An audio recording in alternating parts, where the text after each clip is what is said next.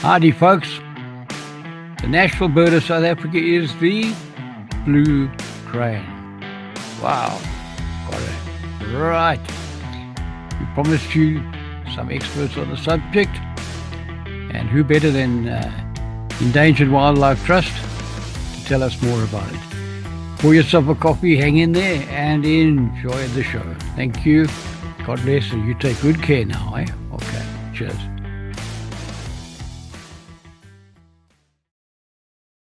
Bradley, would you like to introduce yourself, and then we'll hand over to Charl to introduce himself, so everybody knows who's who in the zoo here.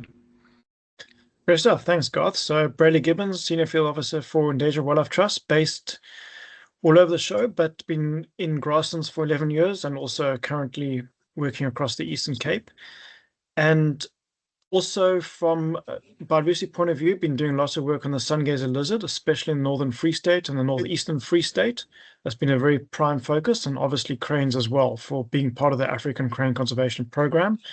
And also, it's very important to keep in touch with the cranes, especially in those regions of the grasslands and that part of the world. Yeah, so Charl, go for it. Hi, Garth. I'm Charl. I also work with Endangered Wildlife Trust, as does Bradley.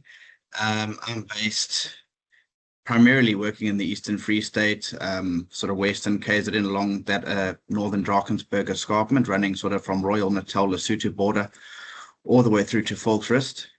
I work under the same umbrella as Bradley as well, being ACCP, which is African Crane Conservation Program. I also work with the sun gazer lizards, and I work under another umbrella called RELISA, which is Restoring Landscapes in South Africa.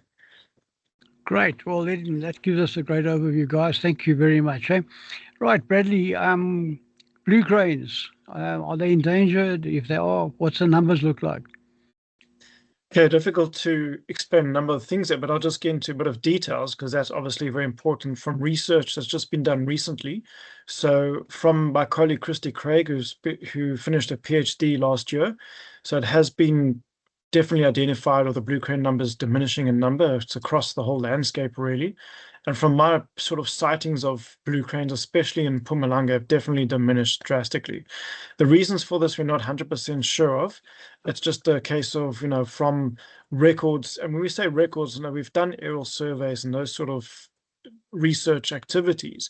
But when it comes to actual breeding numbers, to see how many chicks are raised per adult breeding pair, that's where it becomes a bit scary, that you're not seeing large numbers of cranes actually basically fledging right the way through to adulthood from the chicks. So those are also reasons we have to still figure out what's happening.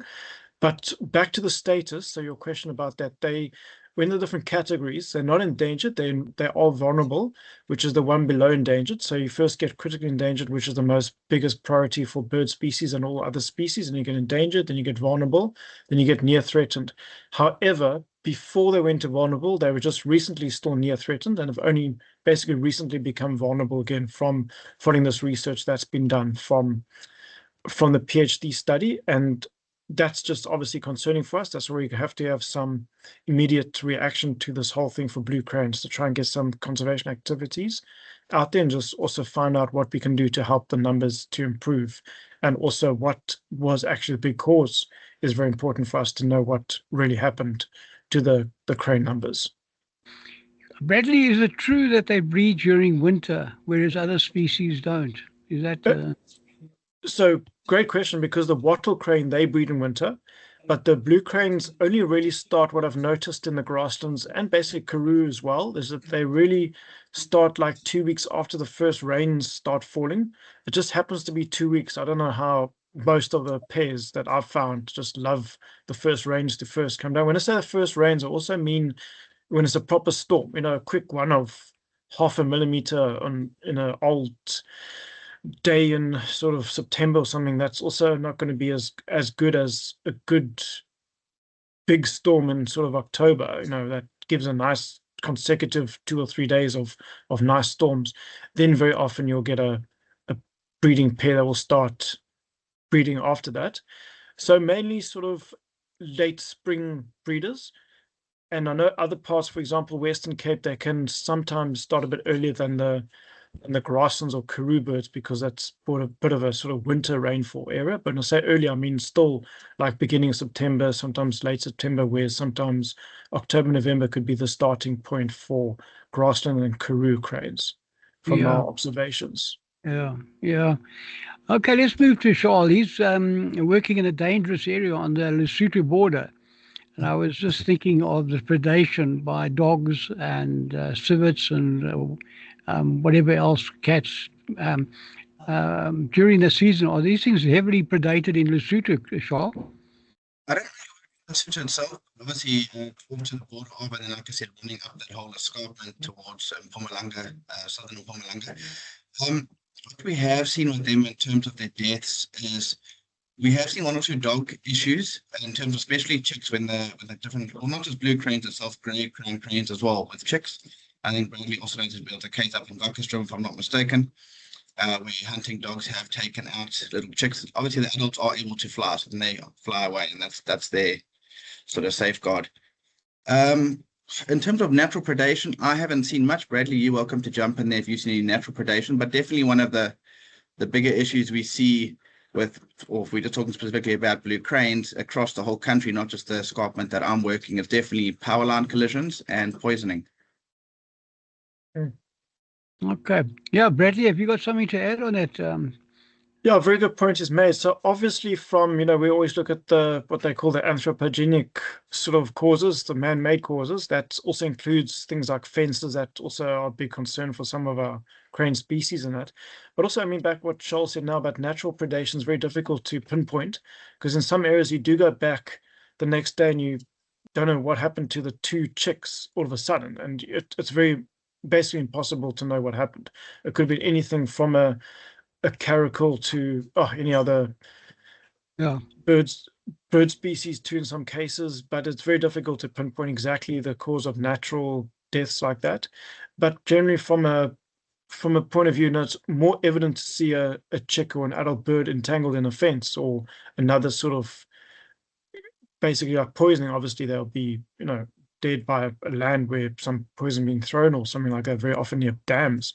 So those are more easier to find than because obviously predation would mean that the animal would have eaten the chick straight away. And just to try and find 3 or 4 feathers out in the felt to be more difficult than finding a whole full bird entangled in a fence or things like that. So it just makes it more difficult to actually pinpoint natural causes of death for cranes.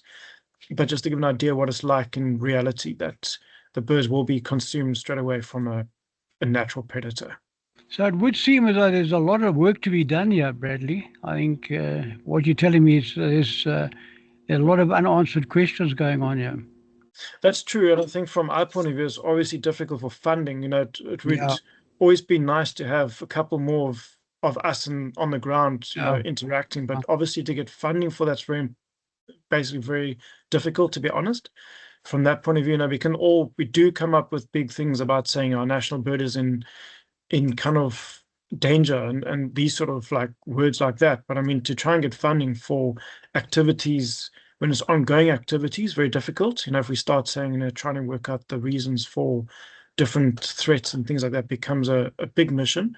And obviously it's easier to put down objectives that are achievable for the benefit of conservation. So what I mean by that is if we start putting goals and saying, for example, number of places we can get proclaimed into some kind of protected area of some sort, that's more attractive for funding than to say we're going to go around and try and find out, why cranes are dying, because that becomes a bit of it's almost just an ongoing activity. That's how funding works these days, is that you've got to kind of make a lot of commitments over time, then because you can't exactly put down figures and say we're going to save 23 cranes a year in the northeastern Free State and 46 cranes in the Harrismith district, to put figures down, whereas we can put figures down into a sponsor report and say that over the next few years we're going to get a couple of hectares declared, or we're going to be interacting with 25 landowners on a constant basis at workshops. So you can put figures down onto a piece of paper,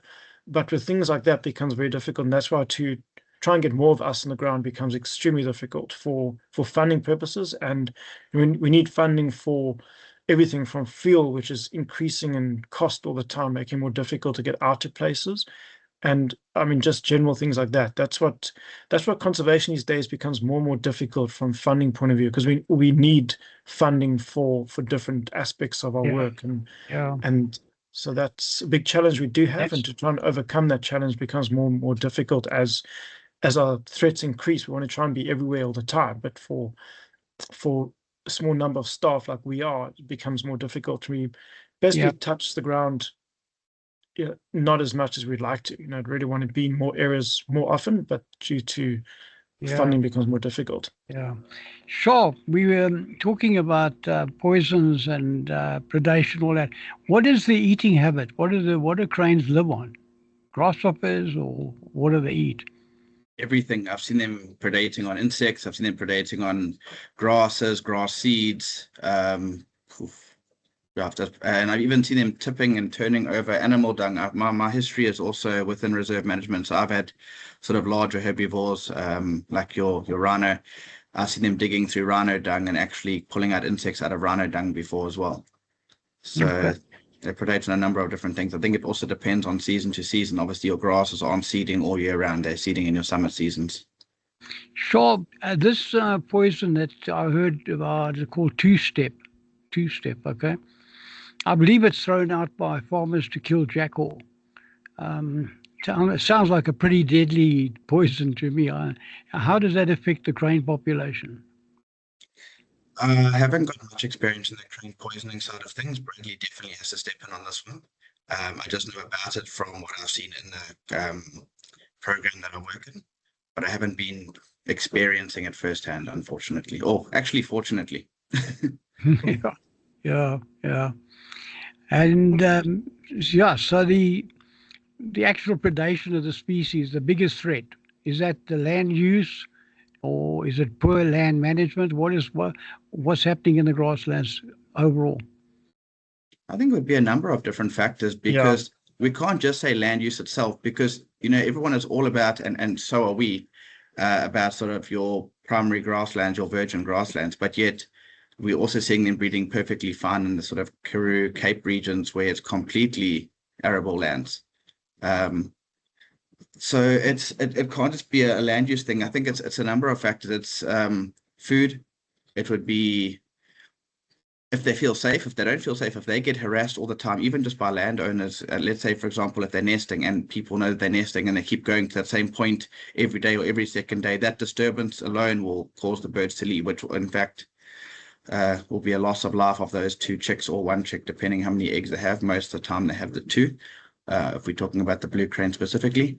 Again, the power lines would come into play as well. So I think a big thing to take into consideration is what Bradley said about protecting certain areas. It's not just about protecting that specific species, it's about protecting the area around it. So if we're talking about a protected environment, if it's a really good protected environment and they're adhering to all the legalities and the management plan, in theory, then we can't be having power lines going through that specific area, big massive power lines that could cause these collisions. People in those protected environments would also be doing their utmost best to protect that area from alien plants, which obviously then assist with sort of water sources being at their full capacity.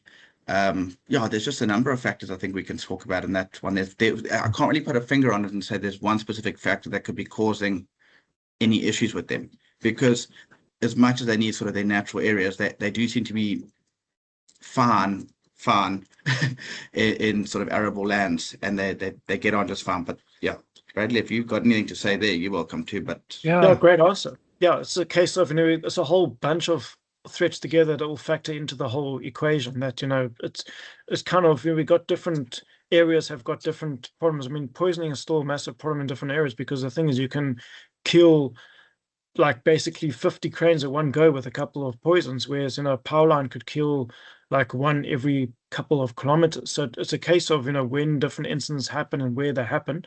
And the same with land use change. I've seen areas where there used to be lots of cranes, but now there's fewer cranes because of land use change in a negative way, where it's been all different other factors coming into that same farm that used to have lots of virgin grassland or whatever vegetation there was that was beneficial for them. But things like land management, with cranes, it's always we don't want to talk too loudly about this kind of stuff, but it doesn't really affect too many cranes in different ways of overgrazing and those things, unless if your overgrazing causes, that bankrootbos sort of plants coming in the place of the good grasses that were there. So that'll be a negative thing. But generally, grazing can be beneficial for cranes. But that's why I always, when I use the word overgrazing, it's basically two types of overgrazing. I always say overgrazing or overgrazing. So it's basically two concepts. And some areas, when you do have lots of grazing, then it's like an overgrazing. Then if the grass is just kept short, that's great. But if it's constant overgrazing like that, then it causes the karoo bosses. Oh, sorry, the bankrootbos coming in. And that becomes a bit too bushy, and that's where the problem comes in, that the cranes can't really breed in a place like that when there's too many bankrootbos, because they need to look out for predators. They need that short grassland in some cases. So that's the reason for it, because I've seen a lot of farms as well that's been taken over by bankrootbos. And those. Now, Bradley, you're handling the Eastern Cape. Now I just see that as a red flag, because of all the goat population and the dongers, huge dongers there from overgrazing. I mean, that in itself must spell disaster for the cranes. Look, the big factor with cranes is that they usually require quite a big sort of territory in the grasslands and the karoo, which is a very good thing, because in some areas you could have like dongers and erosion. I've got lots of examples where not far from their nesting site you have a big donga, but then another part of their camp that they have a huge, big, beautiful area. So it's a bit of both worlds. But certainly, I mean, there are definitely areas where the cranes have disappeared. Those are more your sort of other species. When I say species, you only have another two species in the Eastern Cape, which is the grey-crowned crane, the mahem, and then the wattle crane, which are both wetland dependent. And in some areas, we've just transformed the habitat too much from overgrazing that there are dongers, and it becomes basically not good enough for cranes to live in. So yes, it definitely has a factor, but likely, like I say, to contradict that, the fact that they do use huge camps where they can definitely find good areas within that camp. Now a question for both of you, and my favorite is wetlands. How do they affect the drying up of wetlands through willow? Does that affect the species at all? In my opinion, I would say with the blue cranes, they're not, I say this very loosely, they're not 100% dependent on the wetlands, because if you look at the karoo, it's, I mean, where they're breeding there, it's pretty much flat ground and there's nothing really happening there. Bradley, feel free to jump in whenever you want to. But obviously we've got cranes like your wattled cranes that are breeding now in winter, as Bradley was saying, they are 100% dependent on wetlands. Without wetlands, they will just basically become extinct. Yeah. Okay. Bradley, what's your view on that one? Yeah, great question, because obviously some areas are becoming more and more transformed by different things. But I mean, that's why I say it's a good question. So yeah, for blue cranes won't have much of an effect at all because of them not being wetland dependent. I do see blue cranes breeding in wetlands, so it's not a thing that doesn't happen. I mean, I've also seen a nice, beautiful nest that the one pair that did use in the wetland, and often they like things like dams as well, to be surrounded by water and have this little island on top of a dam. But certainly from blue cranes won't have much of an effect. However, for grey-crowned cranes, they're also a lot more adaptable, being a wetland species. And I'm finding these days from wattle cranes in the grasslands, they seem to also be making like nests in wetlands that are also surrounded by not necessarily willow trees, but they may very well be willow trees further up that haven't really affected. But generally from water, that's also why those species, when I say the grey-crowned cranes in particular, they very often only breed within sort of February as well, when the rains have really sunk in and the literally sunk in, when the wetlands have got some nice sort of water in it, that it becomes more safer for them. But from willows, it's not really much of an effect for all three species. It will have a minimal effect, but it certainly won't be a massive one, because I've seen a lot of areas where there are willow trees growing in these wonderful rivers, but it's not, they will suck up water, we all know that. But from a species like the blue cranes and wattle cranes and grey-crowned cranes, not going to have much of an effect. Yeah. I saw some figures on willows, and I must say, unfortunately, the willow doesn't find much sympathy in this department at the moment. It's the figures are just horrific, what they suck Yeah. up in water. Yeah. I was told farmers use willow to dry up wetlands to improve their grazing. This, I think, goes back a couple of 100 years in thinking, but that's what's happening as well. Let's move on a bit. You see these like big balls hanging from these power lines. I think maybe this question's for Charl, maybe. And you see these big balls hanging there, and I'm told they to stop pilots from flying into them or the spray, whatever the guys are doing with their spraying or crop spraying. And I was also told this, so the blue cranes don't fly into them. I mean, is that a wives' tale? Is that just a PR job, or do they? So really there's different things there. Obviously, the balls are usually across freeways, especially straight sections that I've seen. And obviously on your big power lines, what's those, Bradley? How many kVA are those giant Like ones? 400 or 765 kilowatts. And Yeah. it is for sort of smaller planes, and if planes ever needed to emergency land onto a freeway or something like that on those straight sections, those big balls are for that specifically. The other thing with the cranes is, and it's not just cranes, it's top species, if I'm not mistaken. Now, in the past, it used to be pretty much any bird, but it's tops at the moment, so threatened or protected species. You find them especially by wetland areas, grassland areas, but let's just say any collision that has occurred on an Eskom line.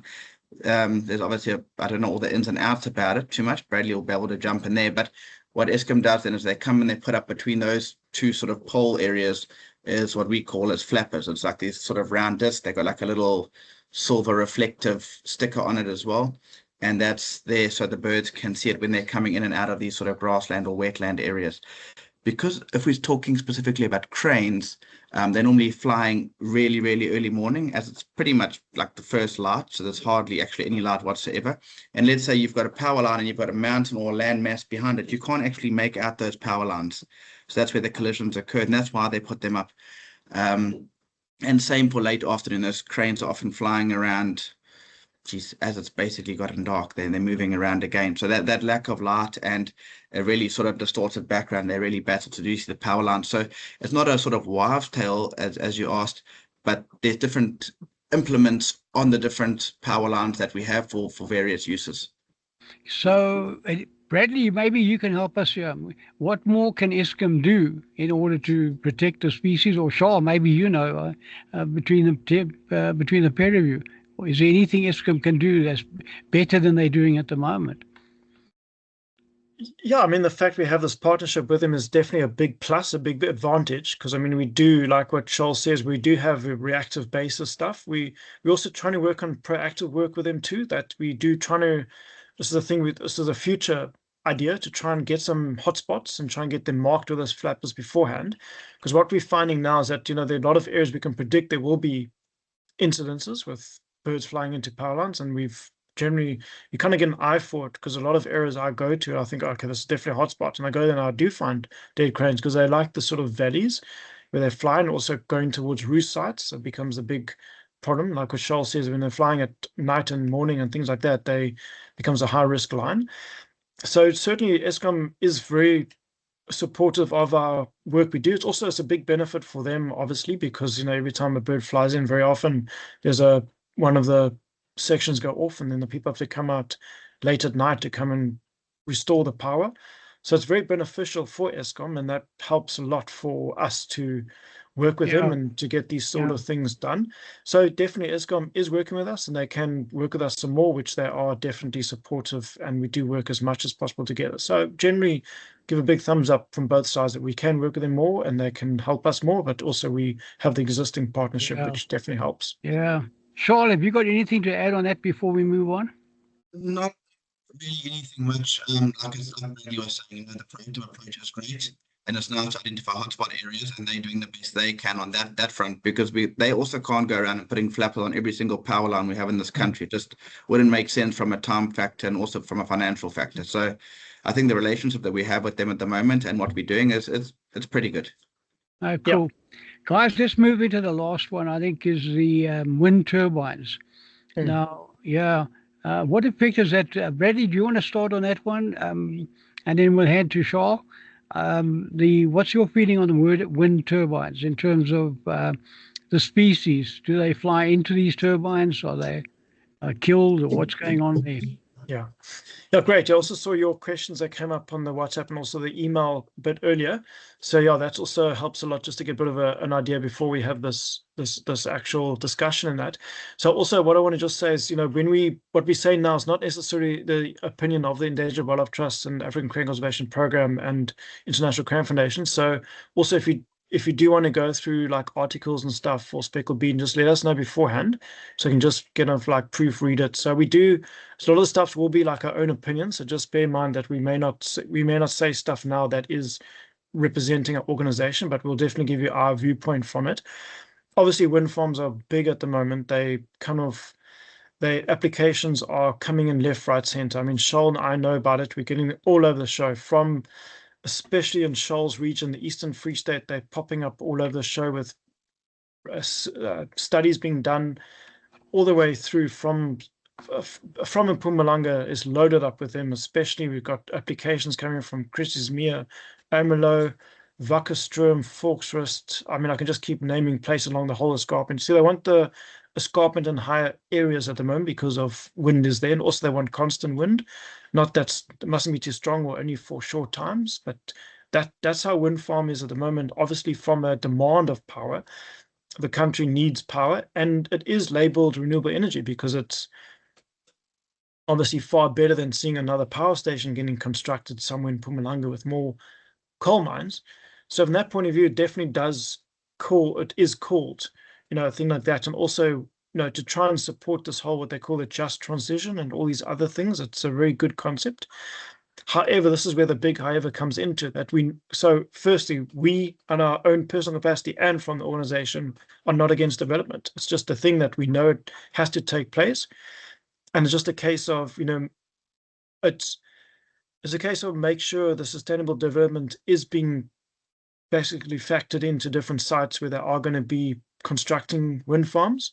So there certainly are a lot of areas that we do support and definitely will have no problem with at all. I mean, there's loads of places that I can give examples of areas where an ideal place would be close to a town, where there's not going to be endangered species or anything that's going to be affected, because you're not going to exactly get too many of your endangered species right next door to some towns where they're not going to be flying over. All the possibilities much lower than being on a escarpment that's close to vultures breeding or birds like that. So we are definitely aware of birds that do collide with turbines, and it's a case of just make sure. It's almost like basically like a not in my backyard kind of thing.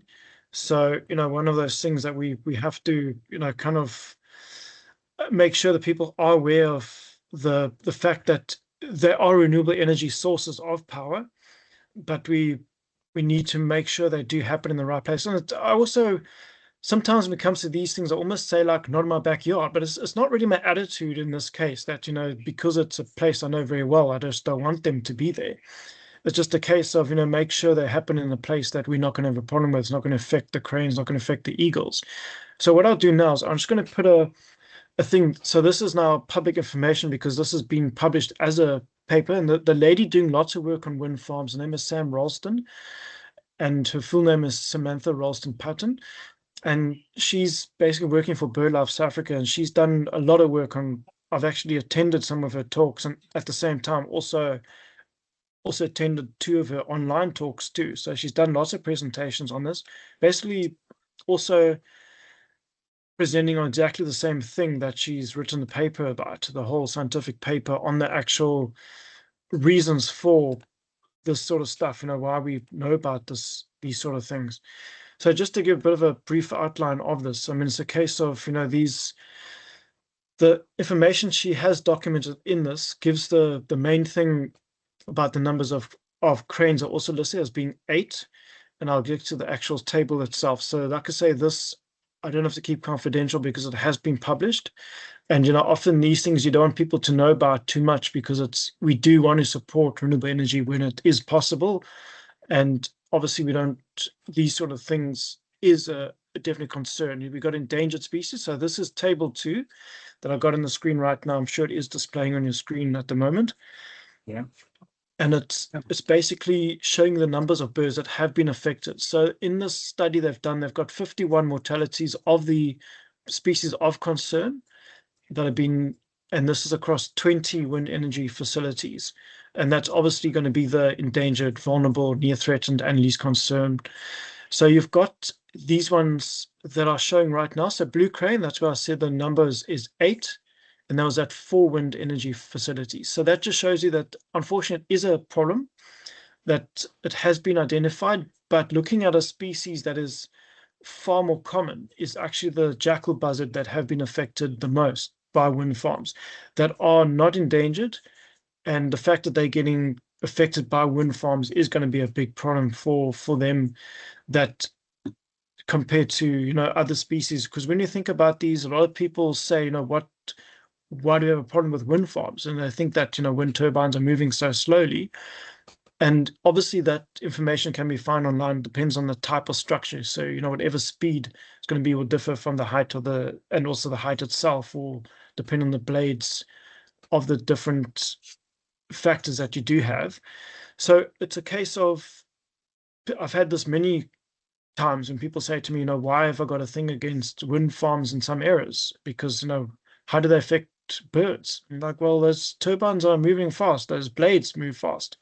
And people don't understand also when you say bird species. Putting this table up now of table 2 is a lot different to some people's perspective, and they're thinking that there's going to be other species of birds that would be affected. So that's just a case of, trying to avoid areas where these birds occur, and you've got a solution.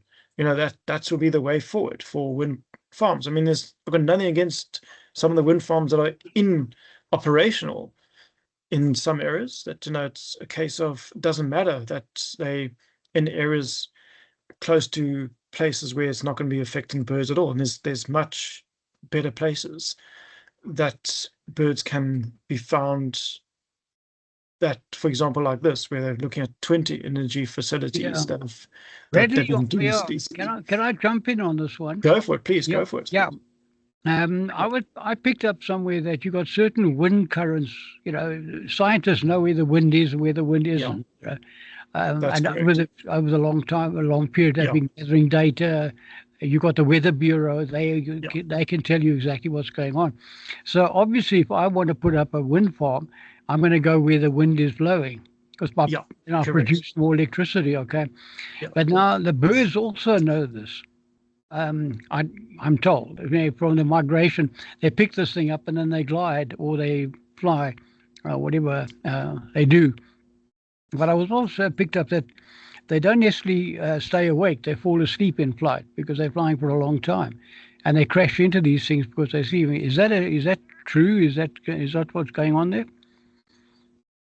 That's a very good question, because I haven't really heard about them falling asleep and those sort of things. Because these are the species I showed now in the table 2. Those birds will definitely be doing like normal activities. They will be flying and different things like that. But from a migratory point of view, I'm not too sure what to say about that, because there could be wind farms in the migration route to some of the species that are migrants, and where they do have to like sleep on flight and things like that.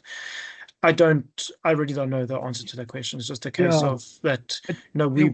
What doesn't make sense to the layman like myself is, why would a bird crash into a blade? Surely they would see it and veer off. Well, why don't they take control of that?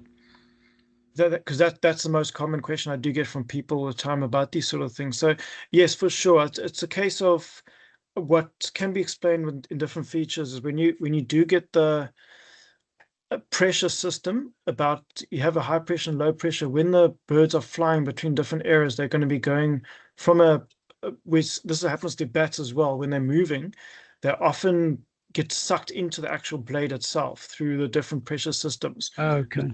And then they actually can't counteract that. If you look at how, because so much volume of air is getting lifted and moved from that actual blade, it kind of makes sense how some of them just get sucked into the whole thing from that. So it's a case of these things happen. It's more the pressure the pressure system that's making it more vulnerable for birds to collide with the actual turbines. Just so back to the other part of your question. So in many areas, it's actually happening more and more often now. They're actually painting 1 or 2 or 3 of the blades with red to try and make them more conspicuous to birds. They seem to find it working overseas in some areas. And obviously we can't prove anything now until the research has been like basically formulated. It is always taking place, but to see that the birds can see the turbines a lot better, the wind actual, the blades themselves a lot better by being red in color. And that kind of is a big positive. We think it's going to work. We'll see what happens over time. Like I say, we can't say anything at all. Yeah. And Charl, you want to say something? Yeah. Quick one there. If I'm not mistaken, yeah, maybe you know better on this one, but aren't they also employing people at the moment to be on the ground and on these wind turbine facilities that are actually turning these turbines on and off if they are seeing sort of one, or I'm assuming more of a larger flock of birds approaching the wind turbine, so to try and minimize casualties? That's correct. They call it the stop and go, or when they do see something, they've got a little tower up, and then when they see like a bird of prey that's important, like the black eagle, Verreaux's eagle, one of the vultures, then they will just actually turn them off, and they can almost instantly stop all the turbines in that area. So that is definitely happening in many areas. They've got those people on duty to do that, and that will definitely have a positive impact on the birds over long term, that you're going to have fewer collisions. So for sure, that stop and go idea is definitely there and is implemented in many wind farms. And it's working. So, definitely, because then they see the bird and they'll leave it off for like 20 minutes until the bird leaves unless if the bird leaves the site, they can turn them back on again. So that definitely does happen. Excellent. I think that, shall we leave that on a positive note? Something is being done about wind turbines. It's not all doom and gloom, as I see it, from what you guys have kindly told us, Charl and Bradley. Let's end up with Charl. Do you have a last statement to make? I think basically, we come back down, like Bradley, I think, touched on earlier, with all the sort of renewable energy that we're getting around the country, whether it's solar farms, wind farms, mining. At the end of the day, we can't oppose all of them. You want your lights to turn on. Yeah. Someone wants a diamond ring. Someone needs gold for something. Eskom isn't always reliable, so we need the wind turbines, for example. So it's just, like I said, we can't oppose everything, but it's just always nice. And we have that sort of positive approach where instead of just opposing everything, we're happy to work with the guys, unless they come into an area that is a protected environment that has got vulnerable, endangered, critically endangered species, and there is no way to work around it. Then we will oppose it 100%. But other than that, we are happy to work with the guys on a personal level and as an organization. Excellent. Bradley, have you got a sign off for us? That's perfect. Yeah, if we all work together for the same cause and the same needs, we definitely can work together. I mean, we know a lot of wind farm companies. We can definitely hold hands and be friends. It's a case of one of those things. let's work on this together. Make sure we just avoid the critical areas. And certainly the thing is, I always have to admit, I also need power. So I can't just say, just stop everything. I still need some power to cook supper. To have this meeting. And yeah, I mean, we're having a meeting now using power. It's a case of, it's one of those things we have to accept it. This is the new world. We can't and you do eat meat. You're not a vegetarian, right? Yeah, so eat meat and those sort of things. So we all have to admit the fact that we can't just stop everything. We just definitely need it. And it's a case of, our relationship with landowners, and we want to just keep it open cards with landowners and see what's happening, and we can give them advice and give us advice where we can. And it's a case of we have to accept different developments, and we can't oppose everything. Let's work together and make sustainable development is definitely our big aim. So we'll just make sure that the sensitive areas are basically avoided, but we can go for other areas that are fine for these sort of developments. Brilliant. From my point of view, Speckled Beam, we're trying to get the landowners around the table, and that would be for fly fishing, river rehabilitation, which is my favorite topic. And if we have any developments there, we'll no doubt get you involved. But if I could extend an invitation to both of you, both Charl and yourself, Bradley, when you're next up here, let's have a get-together with the landowners. Maybe even the Joe public would like to listen to you guys talking. And I think let's keep the door open on that one. And yeah, and thanks very much for joining us. I think it's a great talk. It's going to be fantastic. We're going to fly this chop. I'll let you know. Good. Yeah, thanks, Garth.